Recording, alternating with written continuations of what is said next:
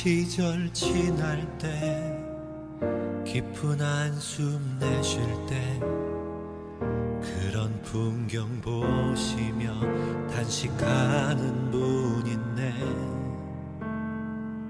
고와 같이 너희를 버려두지 않으리. 내가 너희와 영원히 함께하리라. 성령이 오셨네. 성령이 오셨네. 내 주에 보내신 성령이 오셨네. 우리 인생 가운데 친히 찾아오셔서 그 나라 꿈꾸게 하시네. 억눌린 자 갇힌 자 자유함이 없는 자 피난처가 되시는 성령님 계시네.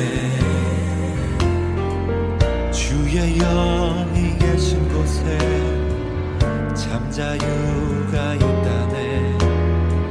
진리의 영이신 성령이 오셨네. 성령이 오셨네. 성령이 오셨네. 내 주에 보내신 성령이 오셨네. 가운데 친히 찾아오셔서 그 나라 꿈꾸게 하신대.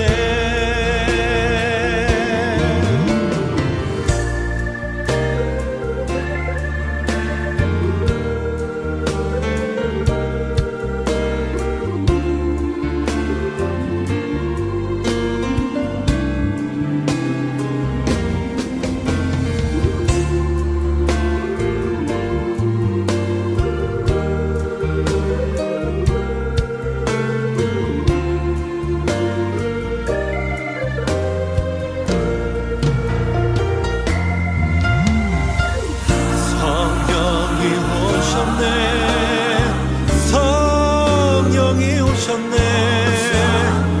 내 주에 보내신 성령이 오셨네. 우리 인생 가운데 친히 찾아오셔서 그 나라 꿈꾸게 하신대. 그 나라 꿈꾸게 하시네.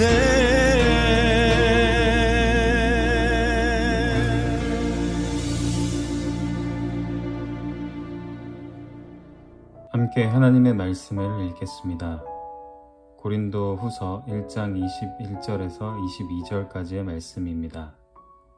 우리를 너희와 함께 그리스도 안에서 굳건하게 하시고 우리에게 기름을 부으신 이는 하나님이시니 그가 또한 우리에게 인치시고 보증으로 우리 마음에 성령을 주셨느니라. 아멘.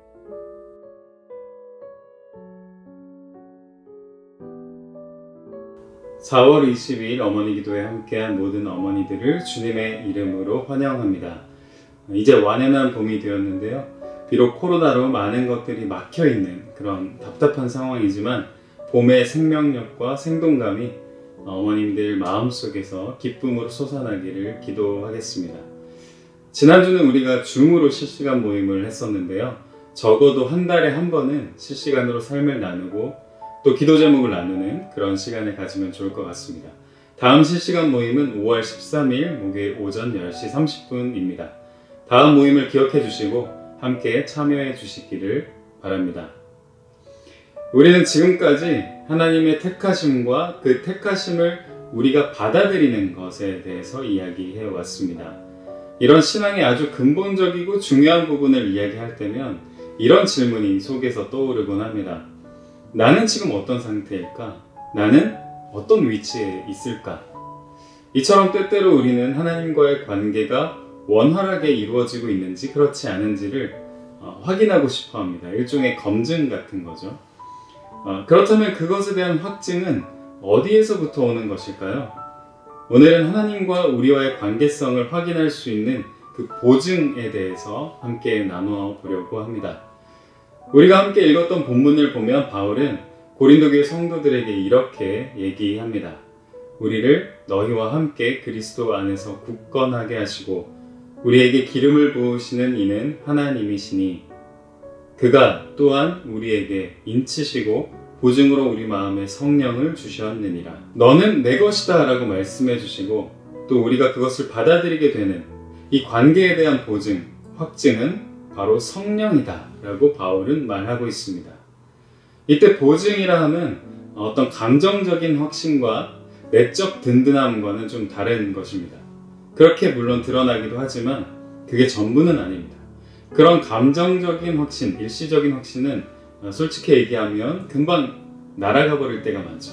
어젯밤에 기도하면서 들었던 확신과 그 든든함이 다음날 일어나면 오간데 없을 때가 정말 많이 있잖아요.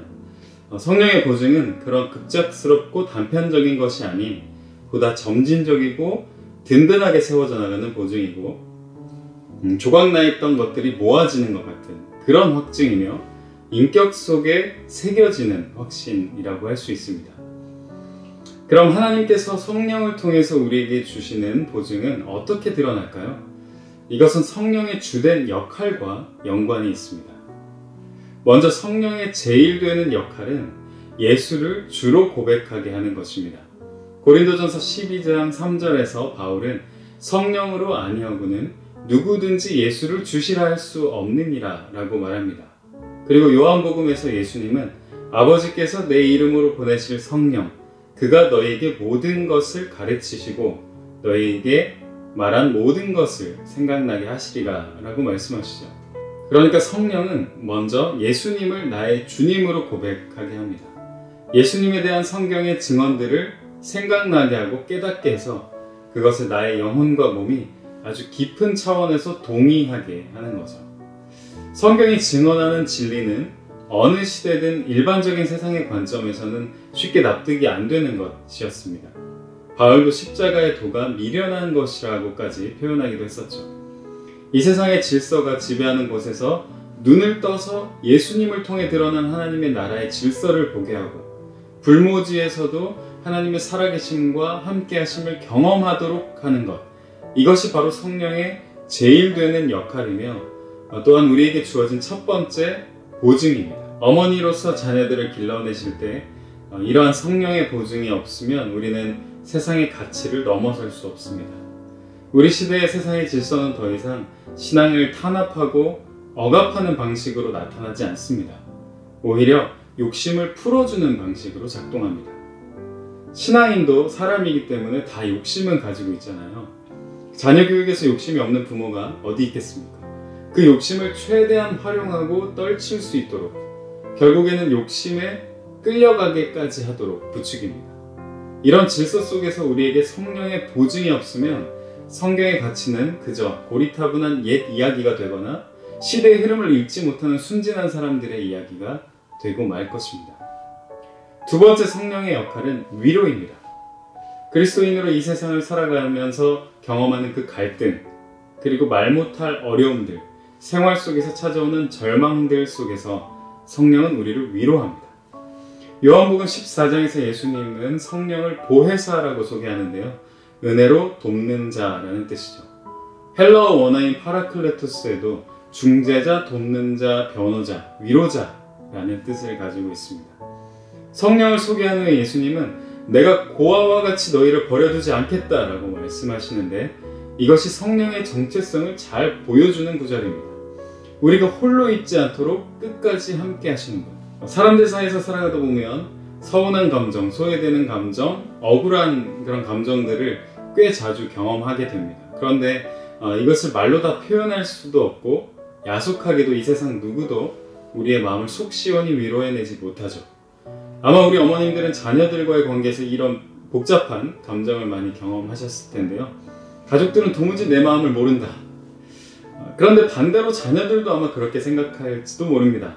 나를 이해하는 사람이 없다고 말이죠. 때로 우리는 자신과도 불화하기 때문에 사람들이 줄 수 있는 위로에는 늘 명확한 한계점이 있습니다. 이런 우리의 형편 속에서 성령은 우리 안에서 우리를 꼭 붙잡아 세상이 줄 수 없는 위로와 격려를 건넵니다. 성경이 주목하고 있는 인물들은 모두 이 부분에서 공통점이 있었죠. 사람들의 위로도 물론 받지만 결정적이고 궁극적인 위로는 성령의 위로 그리고 성령의 격려에 의지했던 사람들이었습니다. 이것이 하나님과 우리의 관계에 대한 두 번째 보증입니다. 마지막 세 번째는 책망입니다. 진정한 관계는 내가 하고 싶은 대로 다 할 수 있는 그런 관계가 아닙니다. 상대방과 마주서면서 자신도 넓어지고 깊어지는 과정이 있어야 바른 관계라고 할 수 있겠죠. 이때 꼭 필요한 것은 일깨움입니다. 바꿔 말하면 바른 길을 제시하는 것이죠. 하나님과 우리가 바른 관계에 들어섰다는 세 번째 보증은 바로 성령의 책망입니다. 잘못을 꾸짖는 것이죠. 우리 어머님들은 평소 예배 속에서 또 말씀과 기도 생활 속에서 성령의 꾸짖으심이 있으십니까? 히브리서는 심지어 성령의 책망이 없으면 사생자이고 친자식이 아니다라고까지 말합니다.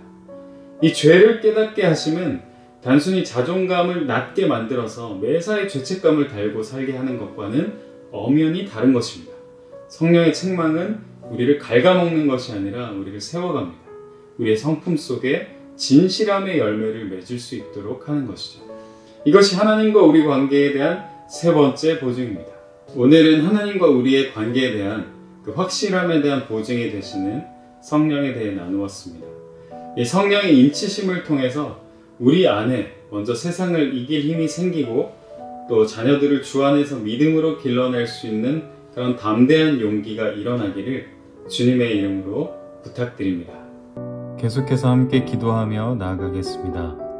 먼저 말씀을 생각하며 기도하겠습니다. 보증으로 우리에게 주신 성령을 통해 하나님과의 관계에 기쁨과 담대함으로 서게 하옵소서. 성령의 도우심으로 세상의 질서와 가치를 넘어서고 예수 그리스도를 통해 드러난 하나님의 나라를 따르게 하옵소서.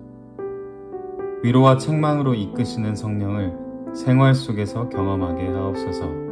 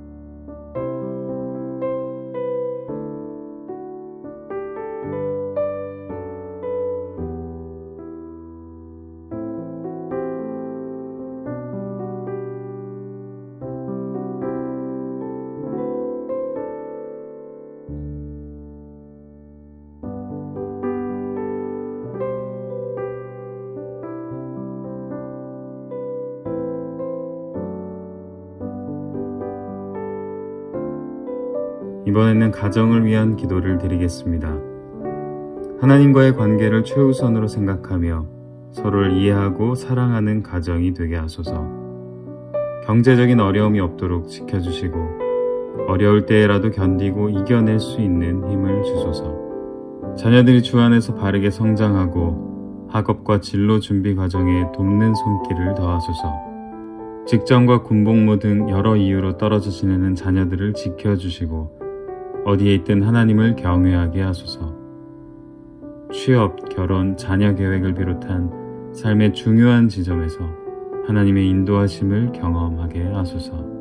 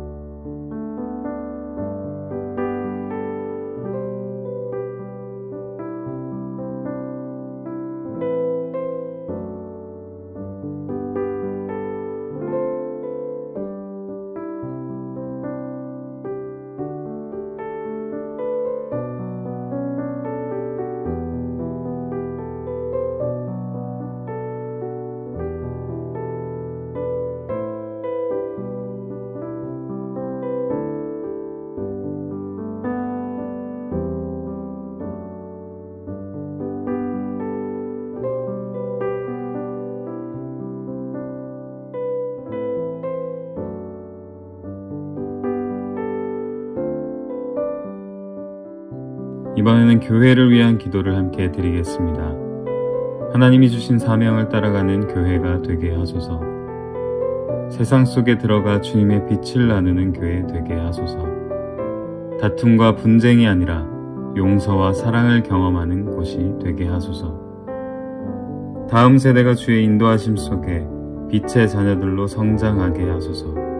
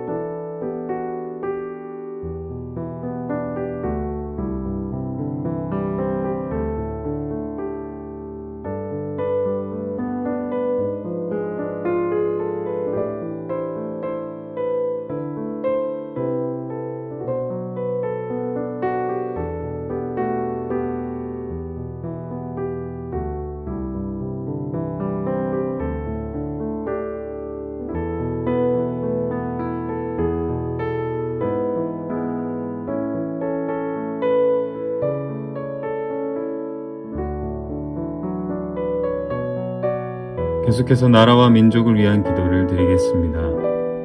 한반도의 전쟁의 위협이 그치게 하시고 평화를 허락하여 주소서. 정치와 경제가 안정되고 공의가 바로 세워지는 나라 되게 하소서. 코로나로 고통받는 이 땅 곳곳에 주님의 위로와 돕는 손길이 있게 하소서. 위정자들이 하나님을 두려워하고 국민을 섬기는 참된 지도자가 되게 하소서.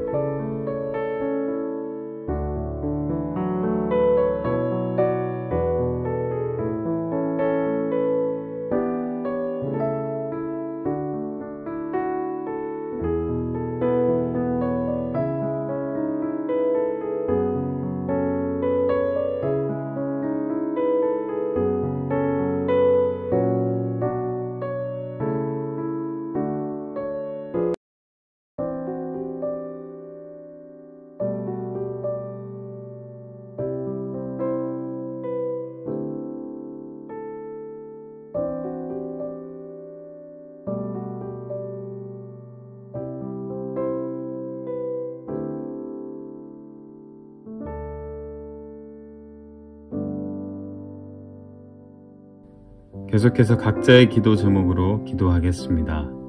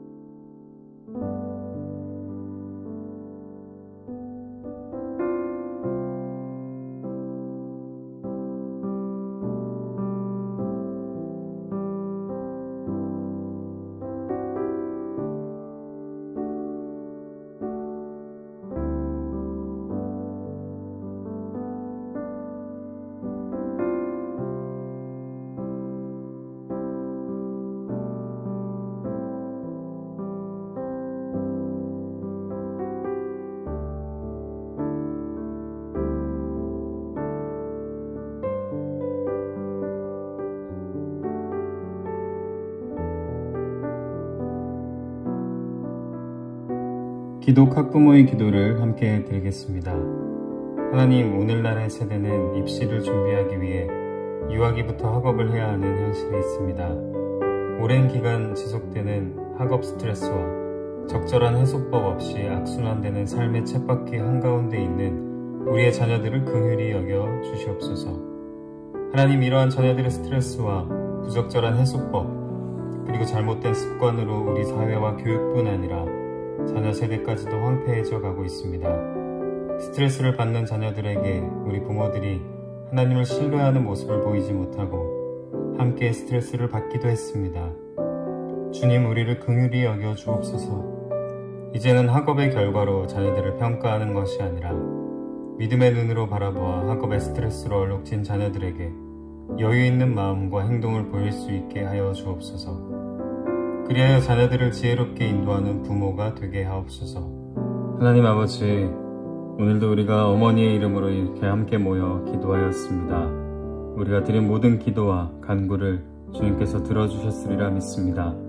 성령의 도우심을 힘입어 성령을 보증으로 삼아 우리의 삶이 더 기쁨으로 충만해지게 하시고 또 부활의 증인으로 살아가기에 부족함 없게 하여 주옵소서. 한 주간 지켜주실 것을 믿으며 예수 그리스도의 이름으로 기도합니다. 아멘.